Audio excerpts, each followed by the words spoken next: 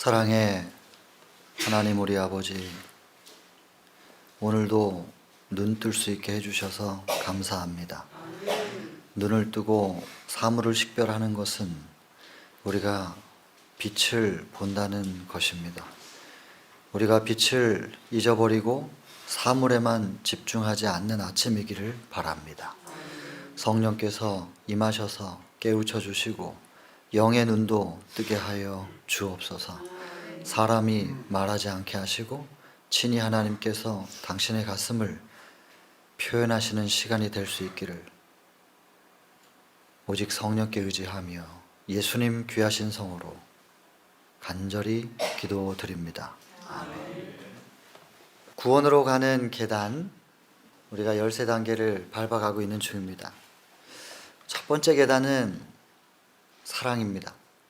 그래서 요한일서 4장 8절 하나님은 사랑이시다, 그렇게 시작합니다. 그 사랑이신 하나님께서 온 천지 만물을 만드셨죠. 로마서 1장 20절에 창세로부터 그의 보이지 아니하는 것들, 영원하신 능력부터 시작합니다. 창조의 능력과 신성, 신의 성품을 그가 만드신 만물에 담아 알게 하셨나니 하나님이 계시지 않다고, 하나님의 사랑을 나는 모른다고 핑계치 못할 것이다. 그래서 나무를 예를 들어 드렸죠. 꽃도 그렇고 모든 것은 하나님께서 우리를 위하여 만들어 주신 것입니다. 여러분, 산책하시고 운동하실 때 자연 속에서 하나님의 음성과 하나님이 우리를 향한 그 하나님의 사랑을 꼭 좀 느끼시게 되길 바랍니다. 그렇게 그 사랑을 느껴갈 때 자꾸 그게 물들어 간다는 것이죠. 그게 1장이에요. 그게 시작이에요. 그래서 사실은 1장만 잘 이해하면 다 그냥 해결된다 그랬잖아요. 그래서 하나님의 사랑으로 물들면 그게 로마서 13장 10절에 있는 말씀처럼 율법의 완성은 사랑이라 하였기 때문에 굳이 율법을 내가 지키려고 순종하려고 애쓰지 않아도 그 사랑으로 물들어갈 때 그 사랑의 빛깔, 사랑의 향기가 내 안에 물들어져 있는 것이 자연스럽게 표현되고 발산되는 거, 그게 율법의 완성입니다. 이 신앙을 교리로 정립해 놓은 것을 따라 하는 것도 무시할 수는 없습니다만은, 글쎄요, 이론이나 지식으로 신앙을 표현할 수 있을지, 교리, 신학으로 신앙을 표현할 수 있을지, 신앙은 그저 하나님으로 물들어가는, 그리고 물들어갈 만한 가치가 우리 하나님께는 있다는 것, 그리고 이 땅에서 도덕적인 율법을 만들어내는 그 기반의 정서 있잖아요. 그리고 철학과 사상, 그것을 뛰어넘는 하나님의 세계에서의 사상의 원칙이 있는 건데 그게 사랑이라 하거든요. 그것으로 우리가 물들어가는 것, 그러면 교리를 능가하지 않겠는가? 그리고 교파를 굳이 따지겠습니까? 우리가 한 하나님을 섬기고 또 그 하나님이 기록하신 성경의 말씀이 지침이 된다면, 그대로 따라갈 수 있다면, 각 교파 간에 또 특별한 교리들이 있고 서로 다른 것이 있는데 그것이 말씀의 기준으로 분별이 돼야지, 내가 가지고 있는 교리로 남의 교리를 어떻게 판단합니까? 주관적인 잣대로 어떻게 남을 판단할 수가 있습니까? 뭔가 측정을 하려면 객관적인 기준이 있어야 되는데 그 객관적인 기준이라 하면 오직 말씀이죠. 그래서 교파를 초월하고 교리를 초월하여 우리가 오직 기록된 성경 말씀과 또 더불어 하나님께서 당신의 품성과 능력을 담아 놓으신 천연계, 딱 기준은 그거 둘일 것입니다. 그래서 천연계와 기록된 말씀 성경, 이 두 가지로 참 하나님이 어떤 분인지를 우리가 따라 나가다 보면, 서서히 그분으로 물들어가다 보면 깨달음이 있을 것이라고 생각합니다. 이것이 율법의 완성이고 순종이고 이게 전부입니다. 그래서 처음부터 끝까지 답은 여기 다 있는데 그래도 책이 있으니까 그 다음에 책을 써놨으니 그냥 한번 좀 보자 이거죠. 2장은 무엇입니까? 예, 죄인에게 필요한 그리스도입니다. 보면 제가 아버지 얘기를 해드렸잖아요. 남의 집 아버지가 아무리 좋아도 제가 그 남의 내 친구 아버지한테 가서 아빠 이렇게 달려가면 좀 이상하게 생각하실 거 아니겠어요? 내 아버지가 어떤 분이냐가 참 중요합니다. 내 아버지와 나와의 관계가 참 중요한 것이죠. 예를 들면 사도 바울 등장했습니다. 그 사람이 빌립보 3장 6절에 나는 율법의 의로는 흠이 없는 자로다 하면서 자신이 있었던 사람입니다. 그랬는데 그가 다메섹으로 가는 도상에서 예수님을 만나죠. 그게 사도행전 9장에 나오는데 사도행전 7장에서 사도 바울이 스데반을 죽여요. 직접 돌 던지지 않았지만 돌 던지도록 선동했고, 그리고 사람들이 그렇게 할 때 뒤에서 돌 던지는 사람들의 옷과 물건들을 지켜주면서 지켜봅니다. 스데반의 죽음을 보는데 스데반이 자기에게 돌을 던지는 사람들을 위해서 기도하는 모습이 보이는 것이죠. 아버지 저들을 용서해 주십시오. 자기가 뭘 하는지 몰라서 저러는 것입니다. 그 똑같은 기도를 누가복음 23장에서 예수께서 십자가 달리시는 장면인데 당신의 손에 못을 박는 사람들을 향하여 그렇게 기도하셨습니다. 예수님을 마음속에 모시고 산 사람 스데반은 예수님처럼 기도하고요. 예수님의 가슴으로 사람들을 보내요.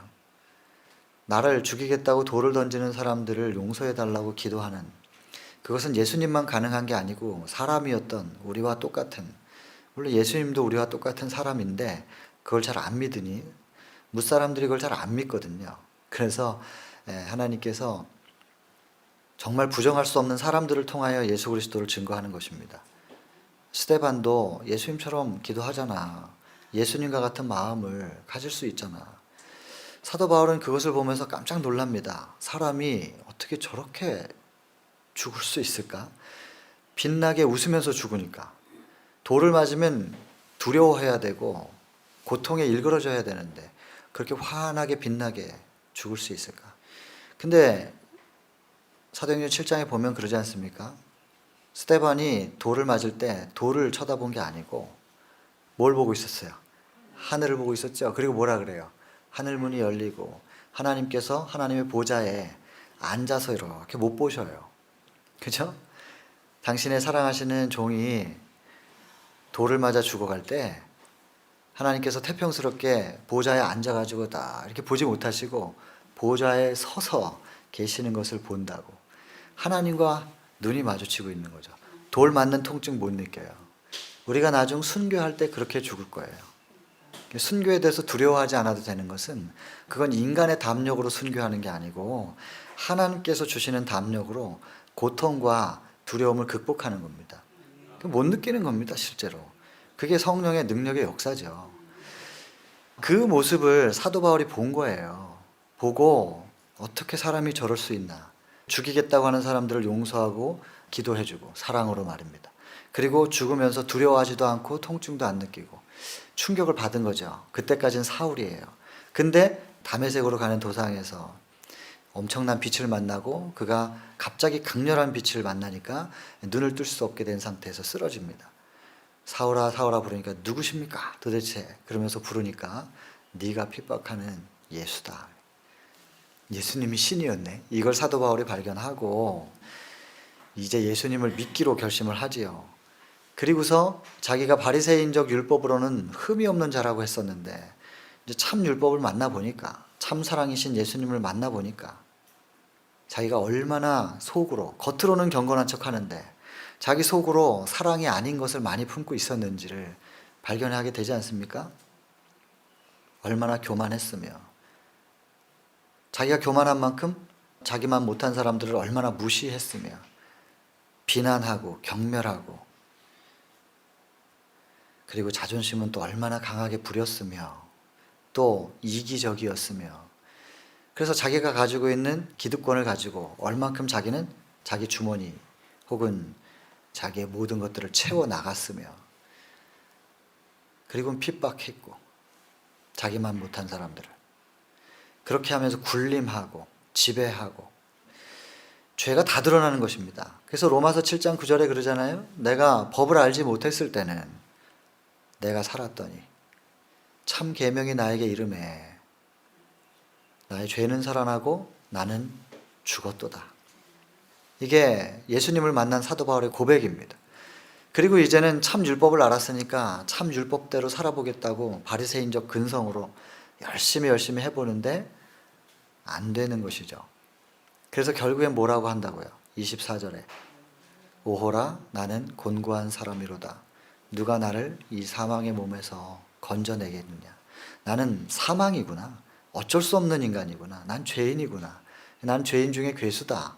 이런 고백을 하지요. 그때 사도 바울은 내 힘으로는 안 되는 거였네 하면서 예수님을 붙잡고 다시 일어나는 모습이 25절이라고 소개를 이미 해드렸습니다. 여러분, 하나님이 사랑이시고 남의 아버지가 아무리 사랑이라도 내 아버지가 돼야 됩니다.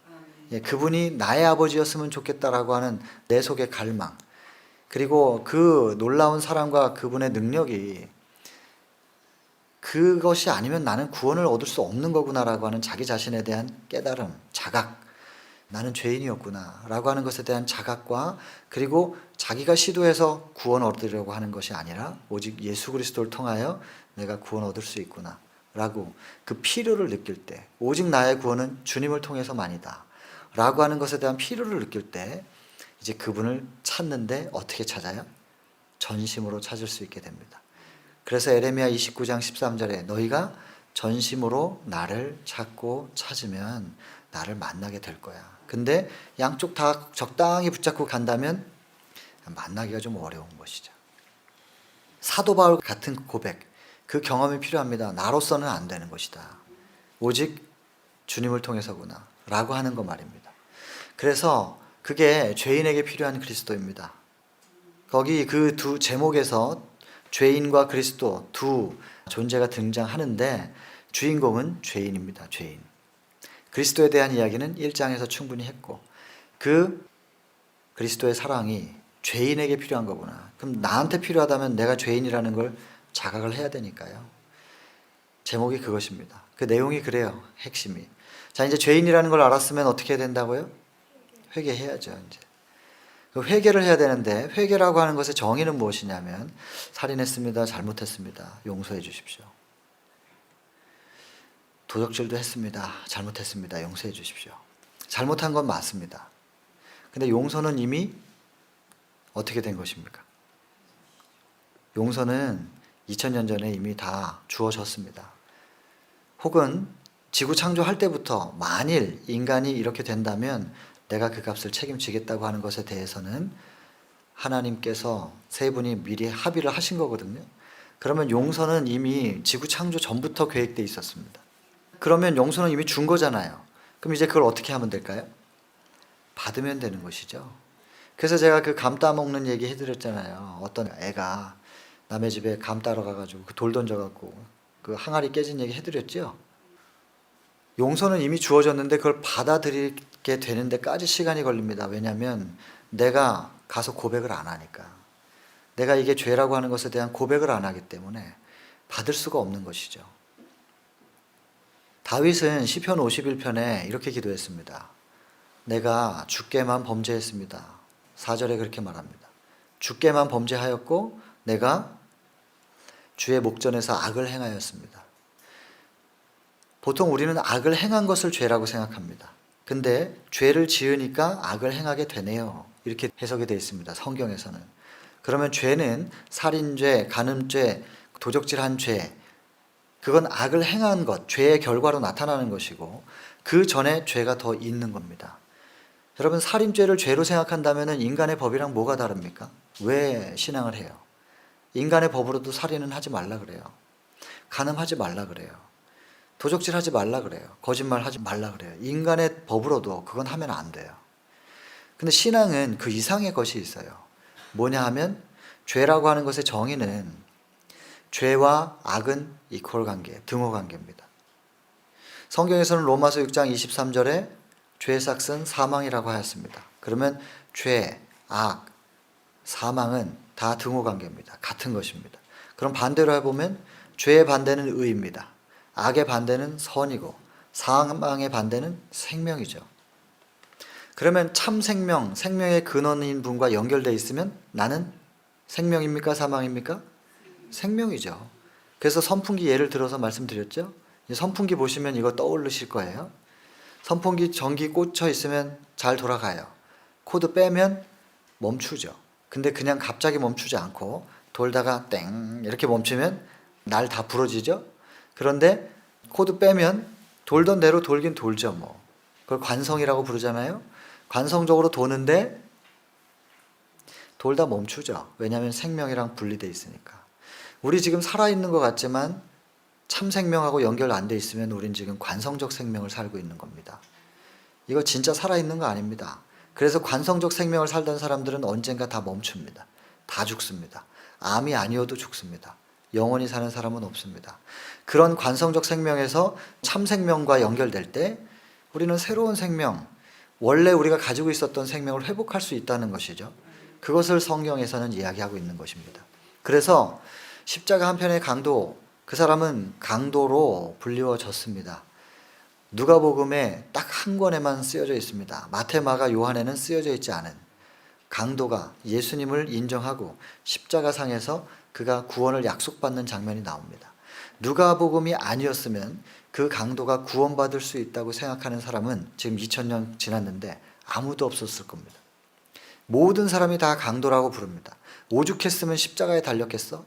이렇게 생각하는 악한 사람입니다. 근데 성경의 기준으로 그는 구원을 약속을 받거든요. 왜냐하면 생명과 연결됐으니까. 좀 전까지도 연결되어 있지 않았지만 생명과 연결이 됐습니다. 그러면 남들이 다 나를 비난하고 손가락질하고 강도라 할지라도 누가 뭐래도 나는 생명과 연결됐기 때문에 나는 생명이고 나는 선이고 의입니다. 그게 성경의 기준입니다. 아무리 겉으로 볼 때 경건하고 의로워 보여도 바리새인처럼, 그러나 하나님과 분리되어 있으면, 생명과 분리되어 있으면 그는 사망입니다. 절대로 그는 생명일 수가 없습니다. 죄를 분별하는 기준을 아시겠습니까? 성경적 기준을. 그렇게 하나님과 분리가 되면 사망이죠. 사망인 상태에 있는 사람을 그대로 두면 살이 썩어요. 냄새나고 구더기가 생깁니다. 그게 표면적으로 드러나는 죄의 결과입니다. 살인, 간음, 도적질, 거짓말 이런 것들은 하나님과 분리되어 있을 때 나타나는 결과적인 모습입니다. 그러니까 그 결과적인 모습만 계속해서 회개한다고 하고 구더기 자꾸 잡아서 죽인다고 해서 죄에서 벗어나는 게 아니란 말입니다. 근본적으로 생명과 다시 연결되는, 분리되어 있는 죄로부터 벗어나 다시 생명과 사랑과 연결될 때 우리는 다시 생명으로 화하고 우리 속에 미웠던 것이 안 미워지고 용서가 되어지고 이해가 되어지는 것이지, 내가 내 마음 먹기에 따라서 용서도 할 수 있고 이해도 할 수 있다는 것은 그런 사람은 없습니다. 진짜 용서하고 이해까지는 오케이. 다만 미웠던 사람을 사랑할 수 있는가? 그것은 안 되는 일이거든요. 해보신 분들은 알 거예요. 그것은 생명과 사랑, 그분과 연결될 때만 가능한 일입니다. 그래서 그분으로 물들어야 그게 가능한 것이지 내가 어둠을 몰아낼 수는 없다. 어둠을 몰아내고 빛을 채울 수 있는 방법은 없다. 빛을 받아들이면, 스위치를 켜면 어둠이 몰려 나가는 것으로. 여러분, 이것만이 방법일 겁니다. 해보세요. 또 다른 방법이 있는지, 어둠을 몰아낼 수 있는, 우리 마음속의 미움을, 원망을 몰아낼 수 있는 방법이 있는지 한번 해보세요.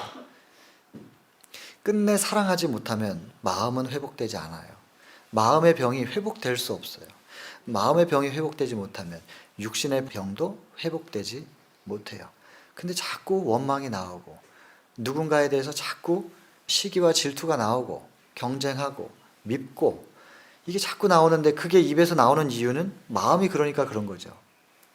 그 마음이 해결되지 않고서는 스트레스가 계속 작용해요. 정신적으로. 그 스트레스 때문에 암은 나을 수가 없는 거예요.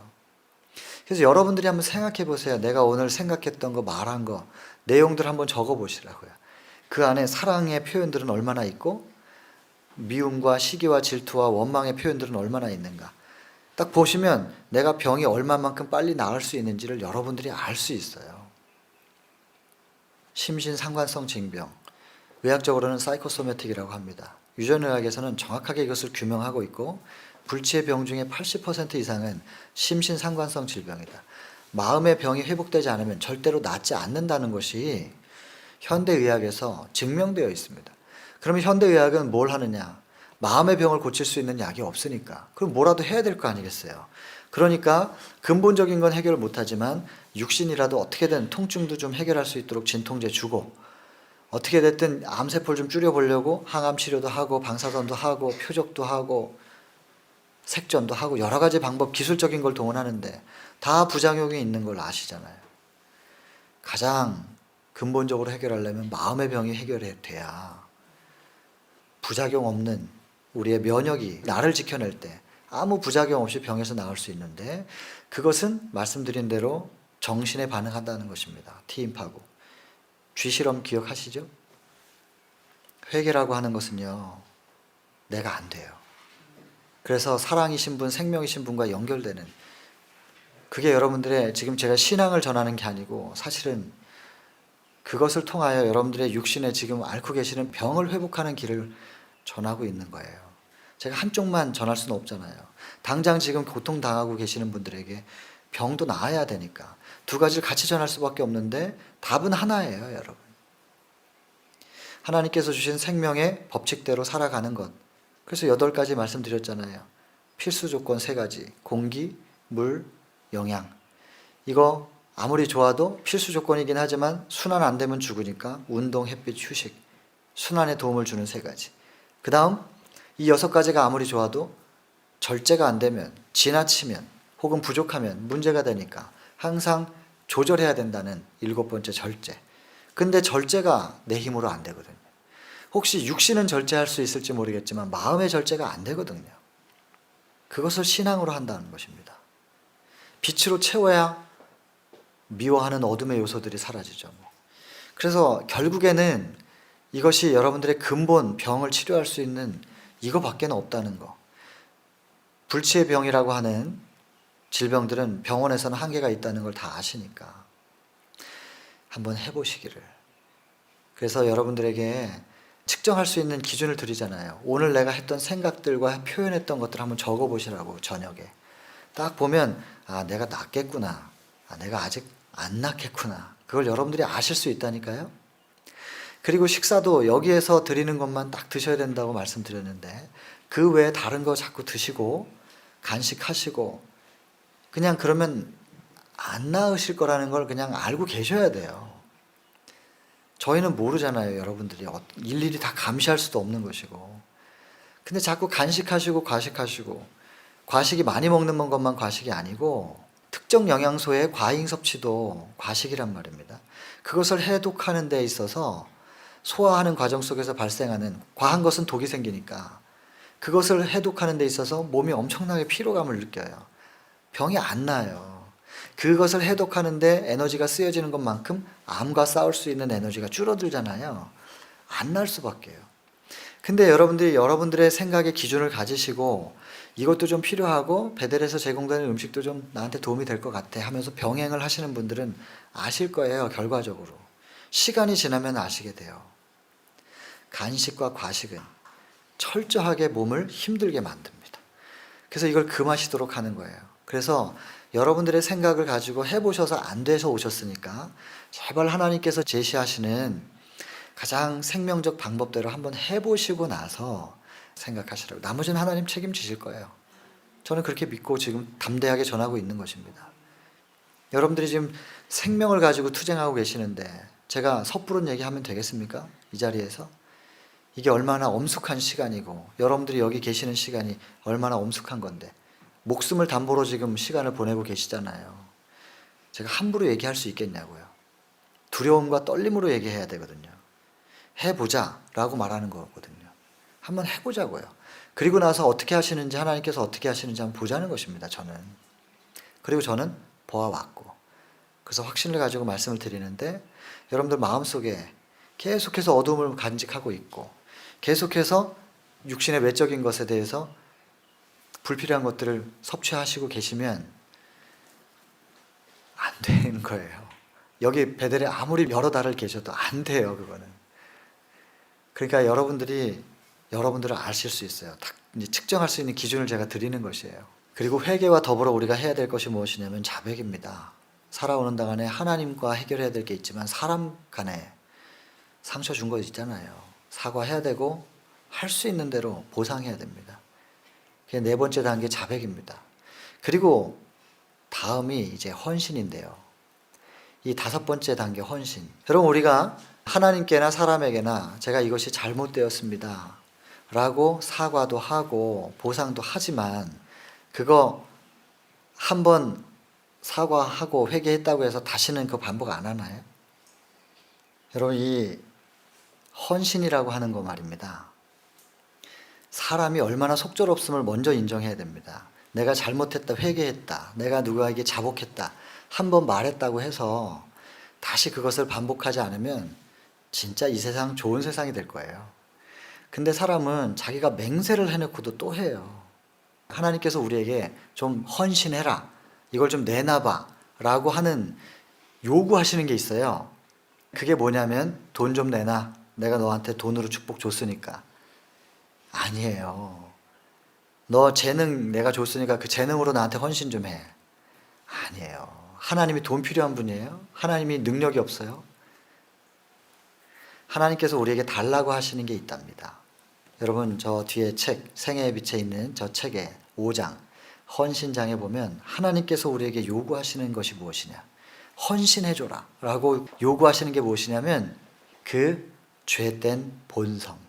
너희의 결심은 썩은 새끼와 같다. 썩은 새끼줄 잡아보셨습니까? 어릴 때 시골에서 살았는데 썩은 새끼줄이 툭툭 끊어집니다. 결심하면 뭐 하겠어요?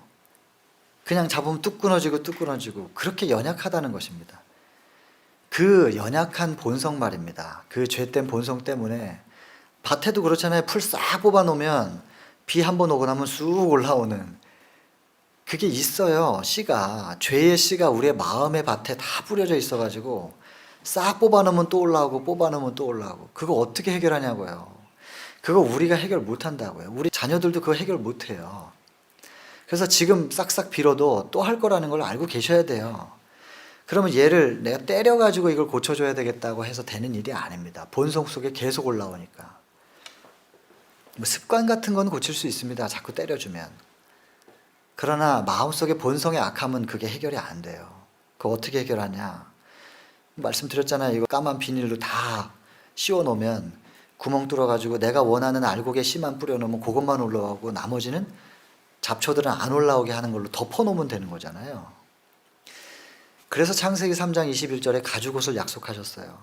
너희들이 이제 본성이 바뀌어가지고 죄가 계속 올라올 텐데 어쩌니? 어쩌니? 스스로는 못한단 말이에요. 그래서 해보라 그래요. 처음엔 해보는데 창세기 3장 17절에 너는 이제 수고해야 먹고 살 수 있을 거야. 무슨 수고? 18절에 계속 가시와 엉겅퀴가 올라올 테니 그거 제거해야 네가 먹고 살 수 있을 거다. 어쩌니?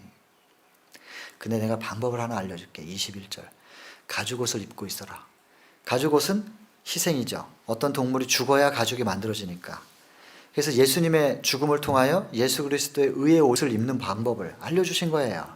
그 예수 그리스도를 상징하는 그 가죽옷을 딱 마음 밭에 이렇게 덮고 있으면 이 까만 비닐 덮어놓으면 가시와 엉겅퀴 안 올라오는 것처럼 그걸로 딱 덮여 있으면 죄악된 것이 올라와서 우리를 휘감지 못하도록 지켜주는 것입니다. 누가? 내가 해요? 예수님이 해주셔요? 가죽옷 예수님이 해주신다는 것입니다. 그걸 약속해 주셨어요. 이걸 믿는 분들은, 이걸 믿고 가죽옷을 내 마음 밭에 덮어두겠다고 딱 붙잡으면 그 다음에 어떤 일이 벌어지는 것은 시편 34편 8절에 여호와의 선하심을 뭐해서 알라? 맛보아 알지어다. 경험을 통해서 알게 될 거라는 것입니다. 여러분 우리의 마음의 어둠의 요소들 그런 식으로 해결하는 겁니다. 그래서 우리가 할 일은 무엇이냐? 딱 붙잡고 있는 것만 할 일입니다. 그 하나님이 뭐라고 하시냐면 너희의 죄된 본성을 나한테 한번 맡겨보겠니? 그 말이에요. 그걸 나한테 맡기면 네 드릴게요.